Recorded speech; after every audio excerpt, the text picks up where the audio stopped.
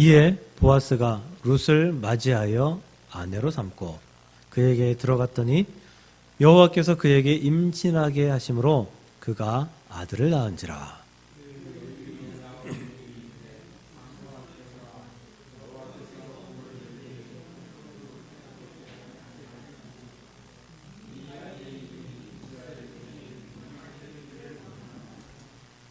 이는 내 생명의 회복자이며 내 노년의 봉양자라. 곧 너를 사랑하며 7 아들보다 귀한 내 며느리가 낳은 자로다 하니라. 17절입니다. 그의 이웃 여인들이 그에게 이름을 지어주되 나오미에게 아들이 태어났다 하여 그의 이름을 오벳이라 하였는데 그는 다윗의 아버지인 이새의 아버지였더라. 아멘. 아멘. 오늘 성경의 여인들 7번째 나오미입니다. 룻기인데 나오미를 합니다. 룻에 대한 말씀을 우리가 많이 들었기 때문에 이번 이 시리즈에서는 룻은 생략하려고 합니다. 또 언젠가는 룻에 대해서 말씀을 드릴 또 그런 기회가 반드시 있을 거라고 생각하고 오늘은 나오미를 좀 살펴보려고 합니다. 이 룻기에 등장하는 나오미는 엘리멜렉의 아내이고요. 말론과 기론의 어머니입니다. 나오미의 이름의 뜻은 희락, 기쁨, 행복, 이런 것을 뜻하는 그러한 히브리어입니다. 그러나 이 모든 말씀보다 나오미를 가장 잘 설명할 수 있는 말씀은 룻의 시어머니. 이게 가장 쉽게, 가장 빨리 이해할 수 있는 그러한 나오미의 별칭 아닌가 싶습니다. 오늘 나오미를 살펴보면서 그가 어떤 삶을 살았는지, 정말 희락의 삶을 살았는지, 기쁨의 삶을, 행복의 삶을 살았는지 살펴보며 하나님의 은혜를 누리기를 소망합니다. 여러분, 만일 정말 타임머신이 있다면, 여러분은 여러분의 인생 중 어디로 돌아가고 싶으십니까? 옛날에 백투더퓨처 이런 영화가 있었는데요. 거기 보면 잠시 주인공이 잡지에 있는 그 복권 번호인가요? 아니면 그 경기 결과 내용인가요? 그런 거를 알아보고 과거로 돌아가서 복권을 사야겠다, 아니면 경기에 투자해야겠다, 이런 이야기를 하는 것을 본 적이 있는데 그런 거는 생각하지 마시고요. 그런 건 생각하지 마시고 어차피 타임슬립은 되는 일이 아니니까 그런 건 생각하지 마시고 우리가 과거로 혹시 내가 돌아간다면 나는 어디로 돌아갈 것 같은가 생각해 보면 아마 대부분은 여러분들이 굉장히 기쁘고 행복할 때 이때가 아니라 내 인생에서 가장 후회되는 그때, 그래서 그 후회를 하지 않기 위해서 그 전으로 돌아가고 싶다라는 생각을 해보게 될 거예요. 그렇지 않나요? 기쁜 것은 기쁜 것으로 끝나는 것이고 후회는 돌이키는 것이 좋을 것 같습니다. 예를 들면 우리 부모님이, 누구나 다 부모님이 있잖아요. 돌아가시기 전으로 돌아가서 조금 건강할 때로 돌아가서 그때 맛있는 것도 사드리고 사랑한다 말씀도 좀 더 해드리고 한 번 더 안아드리고 매일 그렇게 투박하게 투명하게 말했지만 좀 사랑스럽게 정말 마음을 담아서 그렇게 대화하고 싶은 그런 마음들 아마 가져보고 싶으실 것입니다. 또 인간관계에 실패했던 그 순간으로 돌아가서 그 사람에게 내가 그 말은 하지 말아야지, 그런 행동은 하지 말아야지, 그리고 관계를 잘 유지해 봐야지, 이런 후회가 또 이런 과거로 돌아가고 싶은 그런 마음이 들 것입니다. 왜냐하면 세상 어떤 사람도 후회가 없는 사람은 단 한 사람도 없거든요. 모든 사람들은 후회를 해요. 만약 나오미에게 타임머신을 타고 과거로 돌아가라라고 한다면 아마 이때로 돌아갈 것 같아요. 이 나오미가 살던 곳이 베들레헴이었는데 베들레헴에 기근이 들어서 모압으로 떠나려고 하던 그때, 그래서 그 모압으로 가지 않기로 결정하는 그런 후회를 하지 않을까, 그때로 돌아가지 않을까 생각합니다. 왜냐하면 그의 남편 엘리멜렉과 두 아들 말론과 기련이 모압에 내려가서 얼마 안 있다가 죽었거든요. 그 시간이 채 10년이 되지 않거든요. 그래서 아마 나오미의 생각으로는 우리가 모압으로 왔기 때문에 우리 남편, 자식들이 다 죽었다라고 생각하며 후회했을 것입니다. 그래서 그때로 돌아가서 베들레헴에 있었다면 하나님이 우리를 살리실 것이고 우리는 그곳에서 하나님을 섬기며 은혜로 살아갈 수 있었을 텐데, 이렇게 일찍 가족이 풍비박산이 나지 않았을 텐데 라고 생각했을 것입니다. 나오미의 가족이 모압으로 내려간 것은 기근 때문이었죠. 기근으로 인해서 먹을 것이 없으니까 먹을 것을 구하려고 터전을 마련하려고 내려간 곳이 모압입니다. 그런데 모압이라는 곳은요, 출애굽 이후에 내내 이스라엘 민족을 괴롭혔던 민족이에요. 신명기 23장을 보면 여호와의 총회라고 나오거든요. 거기 보면 여호와의 총회라고 하면 그 이스라엘 백성들, 그 유대 나라에 있는 모든 남자들이 다 모여서, 성인 남자들이 다 모여서 하나님께 예배하고, 그러는 시간이거든요. 근데 그 여호와의 총회에 들어올 수 있는 자, 들어올 수 없는 자, 이렇게 나뉩니다. 제가 오후 예배 때 말씀드린 적이 있는데요. 이스라엘이 유대 단일 민족이지만 그 이스라엘에게도 이방 민족이 속속이 들어와 있었다 말씀드린 적이 있어요. 그래서 그 이방 민족들 중에 들어와서 하나님을 섬기며 같이 있었던 사람들이 분명히 있었다라고 말씀드렸어요. 그 증거가 이 여호와의 총회거든요. 거기 보면 모압 사람들은 여호와의 총회에 절대 못 들어가요. 들어올 수 없어요. 그럼 이방 민족들은 총회에 다 못 들어오느냐? 그렇지 않거든요. 거기 말씀 보면 에돔과 애굽 민족들은, 에돔과 애굽은 여호와의 총회에 들어올 수 있어요. 그렇다면 하나님의 관점으로 모압을 어떻게 평가하시는 것이냐 하면, 하나님은 모압과 유대, 모압과 이스라엘은 어울리지 않는 민족이다라고 분명히 이렇게 거리를 두는 그런 모습들을 이 이스라엘에게 보여주고 계신 것이다라는 거예요. 그런데 하필 그 모압, 거기에는 기근이 없대 하는 소식을 듣고 하필 그 모압으로 내려갔다라는 거예요. 성경에 기근으로 인해서 하나님의 땅을 떠난 몇 사람이 있죠. 우리가 잘 아는 대표적인 사람이 아브라함, 그리고 그의 아들 이삭.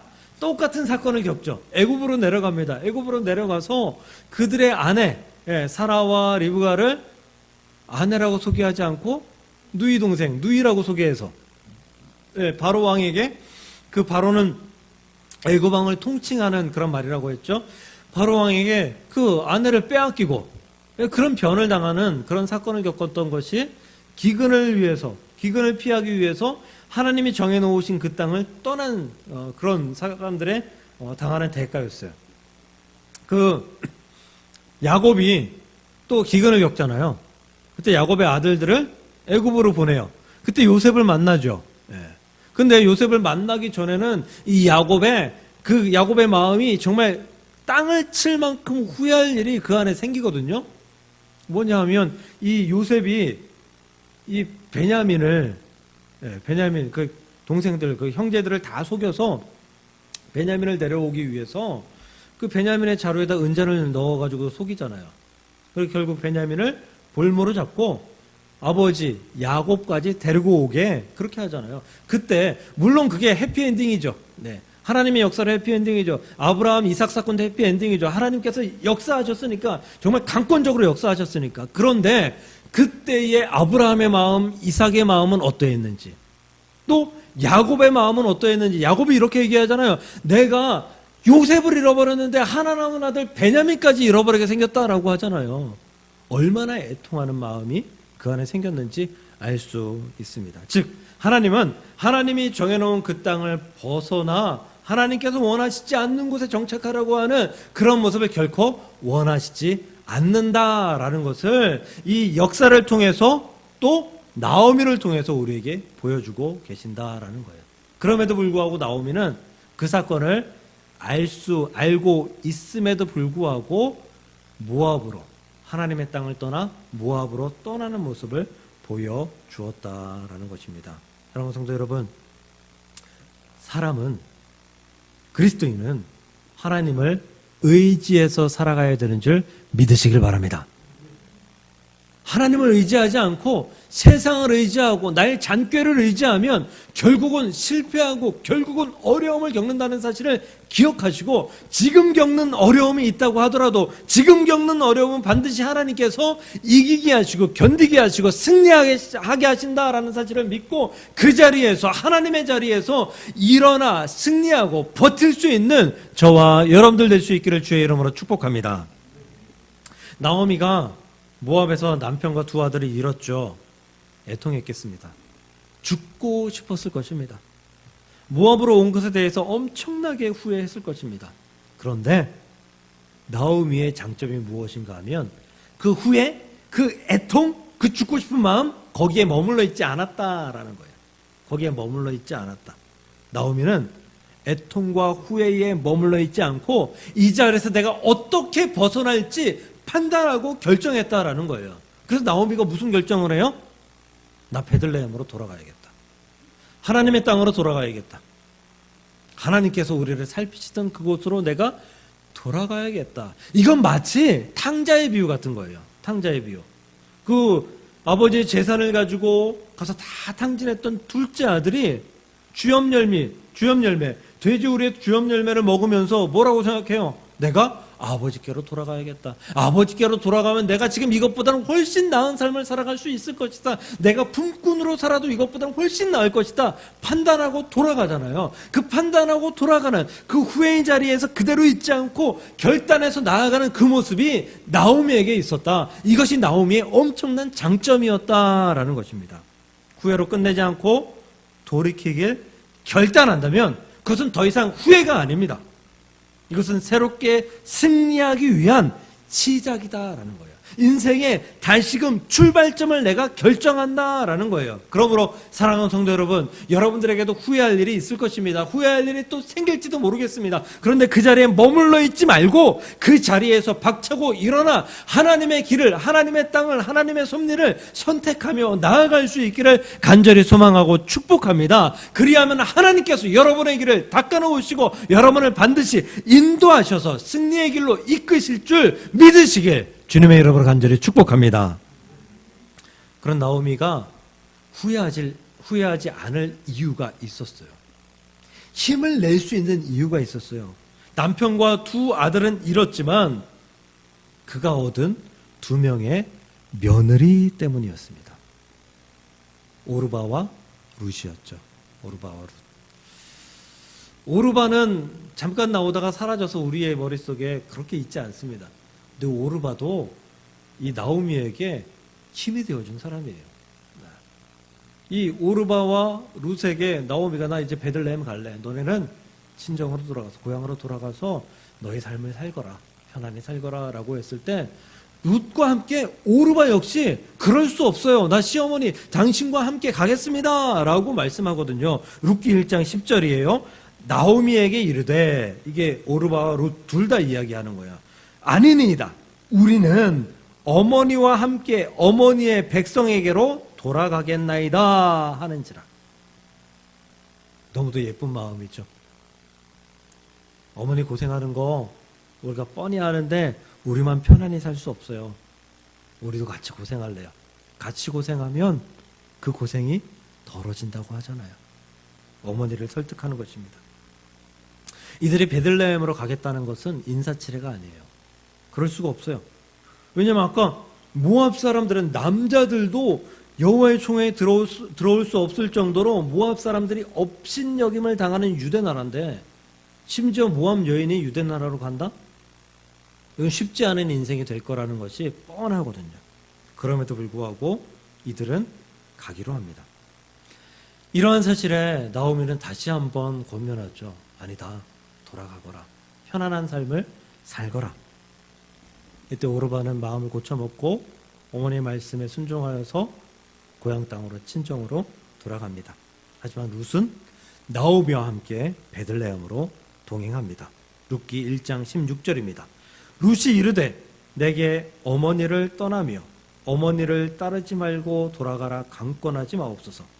어머니께서 가시는 곳에 나도 가고 어머니께서 머무시는 곳에서 나도 머물겠나이다. 어머니의 백성이 나의 백성이 되고 어머니의 하나님이 나의 하나님이 되시리니. 이게 하나님의 섭리 아닐까요? 무엇인가 하면 우리가 후회할 자리, 힘들어할 자리, 애통할 자리, 죽고 싶을 그 자리에 있어요. 근데 하나님은 그 자리만 마련해 두시지 않는다라는 거예요. 그 자리에서 눈만 들면 보이는 룻과 같은 사람을, 룻과 같은 환경을 만들어 놓으셨다라는 거죠. 나오미가 일어날 수 있는 힘은 룻에게서, 하나님에게서 나왔다라는 거예요. 우리의 잘못된 선택이 있을지라도, 선택과 후회가 있을지라도 하나님은 우리의 삶에 짚고 일어날, 딛고 일어날 그런 환경과 여건과 사람을 반드시 마련해 놓으신다라는 거예요. 나오미에게 만들어진 역사는 룻이었습니다. 나오미는 룻을 통해 다시 하나님을 바라볼 수 있게 되었고, 결국 잘못과 후회를 회복할 수 있는 올바른 결정을 해서 나아갈 수 있는 그런 사람이 될 수 있었다라는 것입니다. 그러므로 사랑하는 성도 여러분, 후회할 일이 있습니다. 후회할 상황 생길 수도 있습니다. 하지만 후회에 주저앉지 마십시오. 반드시 여러분이 잡고 일어날 것을 하나님께서 마련해 두신 줄로 믿습니다. 그러니 그것을 잡고 그것을 딛고 그 사람과 함께 여러분들의 앞길을 다시금 시작하시기를 주의 이름으로 축복합니다. 그 길을 하나님께서 예비하셨고 그 길을 하나님께서 인도하실 것이며 그 길로 하나님께서 반드시 여러분을 승리하게 하실 줄 믿으시길 주님의 이름으로 간절히 축복합니다. 나오미가 베들레헴으로 돌아왔습니다. 하지만 상황이 좋지 않아요. 사람들이 이렇게 인사하거든요. 1장 19절 후반입니다. 그들로 말미암아 떠들며 이르기를 이가 나오미냐 하는지라. 이 말의 뉘앙스는 나쁜 뉘앙스예요. 나쁜 뉘앙스. 우리 그런 거 있죠. 누구를 위로한답시고 그 사람 마음 아프게 하는 그런 말들. 나는 분명히 위로했는데 그 사람은 그 말을 듣고 아파합니다. 이 사람들의 말은 이거예요. 어머머, 이게 누구야? 나오미 아니야. 얼굴이 왜 저래? 아니. 남편도 죽었고 아들 둘도 죽었다잖아. 저럴 수밖에 없지. 아이고, 안 됐네. 안 됐어. 이런 의미예요. 잘 돌아왔다. 우리가 너희 힘이 돼줄게. 이런 위로가 아니었다라는 거예요. 왜냐하면 그 다음 절 20절에 이렇게 나오미가 대꾸하기 때문이에요. 나오미가 그들에게 이르되 나를 나오미라 부르지 말고 마라라고 부르라. 이는 전능자가 나를 심히 괴롭게 하셨음이니라. 나오미가 성질나서 한 말이에요. 하나님께 회개하면서 한 말이 아니고요. 성질나서 한 말이에요. 사람들이 그렇게 떠드니까 그래? 그렇다면 이제 나 나오미라고 부르지만 나 마라라고 불러. 니들이 말하는 대로 나는 괴로웠고 힘들었고 고생스러웠고 고통스러운 사람이야. 그러니까 나오미라 하지 말고 마라라고 해. 성질내는 거예요. 마음을 후벼파니까 그 마음에서 분노가 치밀어 오르는 거죠. 30살도 안 된 젊은 아들을 먼저 보낸 권사님이 교회를 나오지 않아요. 몇 주 나오더니 교회를 나오지 않아요. 장례가 끝난 다음에. 그냥 마음이 아프겠거니 했는데 찾아가 보고 전화해 보고 하니까 이런 말씀을 하십니다. 교회 가면 괴롭답니다. 괴롭대요. 그냥 몸만 봐도 아들 생각이 나서 마음이 아프고 힘든데 교회 가면 교우들이 위로한다고는 하는데 그 위로의 말이 너무 듣기 힘들대요. 안 됐네, 힘들지, 이 말이 듣기 너무 힘들대요. 그래서 교회 가면 그냥 아들을 향한 감정을 꾹꾹꾹꾹 누르고 살아가려고 하는데 교회 가면 그 감정이 확 터져가지고 있을 수가 없다라는 거예요. 그래서 교회를 못 나가겠다. 내가 하는 말이 위로의 말인데 듣는 사람은 그 말이 비수가 되어 마음의 상처가 될 수가 있습니다. 사람들이 나오미를 10년 만에 봤거든요. 며느리도 봤죠. 손주도 봐야 될 나이죠. 아니 그러면 당연히 늙었죠. 아닌가요? 여러분들 40살에 본 사람을 50살에 보면 늙었죠. 안 늙으면 이상한 거죠. 아니 연예인도 아니고 매일 가서 피부과 시술 받는 것도 아니고 좋은 것만 먹는 것도 아니고 기근에 쪼들려 살았는데 그 팽팽했던 얼굴이 남아 있겠습니까? 얼굴은 쭈글쭈글하고 몸은 펑퍼짐해서 이상하게 나이 먹으면 적게 먹는데도 몸은 자꾸 불어요. 그게 당연한 모습이죠. 당연한 거죠. 그게 남편 죽어, 자식 죽어, 그렇게 된 거예요. 사람들이 그냥 안 된 모습 보이니까 모든 게 다 그 안 된 것 때문에 그렇게 됐다라고 판단하고 그렇게 말하는 거예요. 그런 사람들한테 이렇게 말하면 좋을 것 같습니다. 너나 잘하세요. 지 얼굴은 지는 10년 지났는데 안 늙었는 줄 알아요. 지는 10년 지났는데 몸이 안 펑펑짐한 줄 알아요. 지만 잘난 줄 알아요. 다들 마찬가지인데. 좋은 위로를 하십시오. 좋은 위로를 할 수 있다라는 것은 내가 하나님의 은혜 안에 살고 있다라는 거예요. 내가 하나님의 은혜 안에 살고 있지 않으면 좋은 위로가 잘 나오지 않아요. 그 사람을 위로하지만 그 위로 속에 뭐가 포함되어 있는 줄 알아요? 나의 우쭐됨이 포함되어 있어요. 너는 그렇지, 난 괜찮아. 이 마음이 포함되어 있다고요. 그러니까 누구를 위로하려면 내가 하나님의 은혜 안에 있는 사람인지 확인하고 위로해야 된다라는 거예요. 어쩌면 아까 그 권사님들처럼 교회 왔을 때 아무 일도 없었던 것처럼 그냥 이전처럼 반겨주고 이전처럼 대해주고 그냥 불평할 거 있으면 이전처럼 불평해주고 그게 위로가 될 수가 있어요. 괜한 말로 다른 이의 마음을 후벼 파지 말고 서로의 마음을 만짐으로 나의 은혜를 서로 함께 나누면서 위로하고 격려하고 함께 할 수 있는, 그래서 나오미가 일어설 수 있도록 도와주는 룻과 같은 그런 모습들이 저와 여러분들의 있기를 주님의 이름으로 간절히 축복합니다. 나오미에게는 며느리 룻이 있었다고 했습니다. 둘의 관계는 매우 좋은 관계였던 것 같아요. 사랑하는 관계였던 것 같아요. 이는 룻이 다시금 결혼하는 사건을 통해서도 알 수 있습니다. 룻이 보아스와 결혼을 하죠. 근데 이 결혼을 아주 적극적으로 지원하는 사람이 나오미예요. 어떻게 행동해야 될지, 그러니까 요새 말로 어떻게 플러팅해야 될지, 어떻게 꼬셔야 될지. 이 룻이, 이 나오미가 룻에게 하나하나 다 코치를 해요. 상황마다. 아니 세상 어떤 시어머니가 아들 죽은 며느리를 새로이 시집 보내는 걸 좋아하겠습니까? 그럼 보통 이렇게 생각하죠. 아니 내 아들은 죽었는데 지 혼자 편히 살겠다고 재혼을 한다고? 이런 욕 안 하면 다행이죠. 보통은 그렇게 생각해요. 나오미가 룻의 결혼을 적극적으로 지원한 것은 나오미와 룻의 관계가 우리가 절대 있을 수 없는 관계다라고 이야기하는 시어머니와 며느리의 관계가 딸과 어머니의 관계 같은, 딸 같은 며느리의 관계였다라고 보여집니다.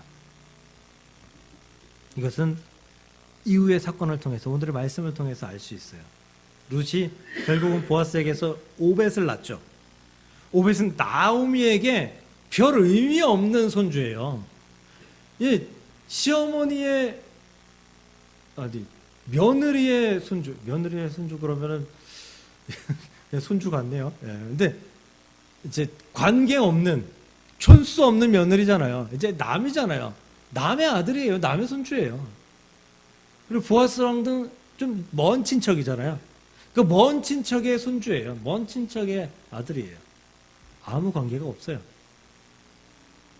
그런데 아무 의미도 없는 이 나오미는 오벳을 친손주처럼 사랑합니다.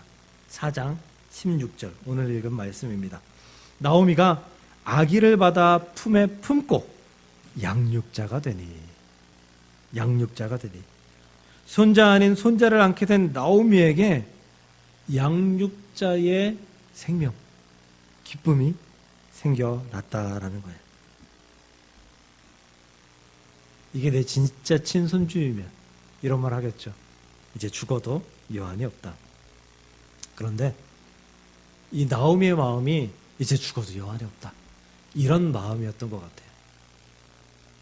둘의 관계가 아름다웠기 때문에 이런 행복이 다시금 찾아왔습니다.